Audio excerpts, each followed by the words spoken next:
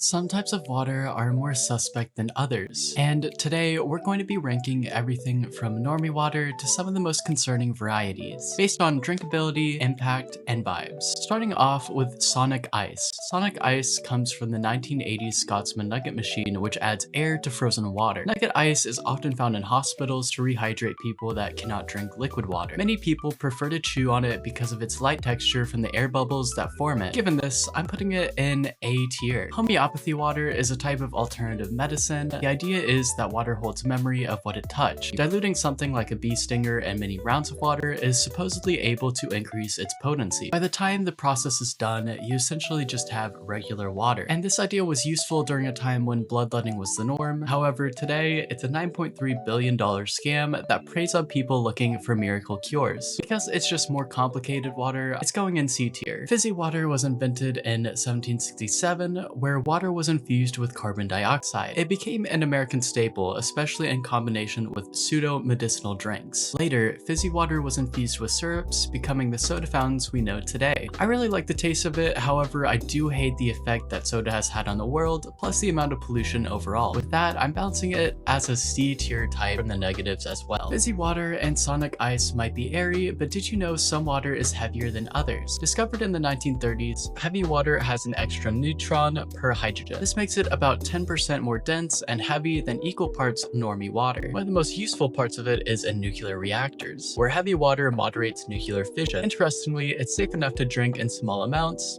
and blind taste testing reveals it has a faint sweet flavor, which unfortunately mice cannot sense. Believe me, we've tried. Overall, a very interesting type of water, putting it in A tier. Liminal water is water in liminal spaces, which are eerie in between areas from our reality to another. You can find this type of water by the usual no-clip method, portal, or gloom scroll. Some levels have safe water, others not so much. That said, Nightmare. the data centers use around 300,000 persons' daily consumption of water per megawatt hour annually. It creates quite a problem on small towns where they're usually built. AI companies like to do a little miscount of their water usage. The water itself is a treated version of municipal water, where it's distilled, has antibacteria and corrosion additives, and flows into the chips. Unfortunately for us, this is not an ideal condition for tasty water, and it's also bad for the environment. To what extent it's worse or better than plastic pollution, that's for a different time, but given this, data center cooling water goes in F tier. Speaking of cold, snow is a favorite wintertime snack,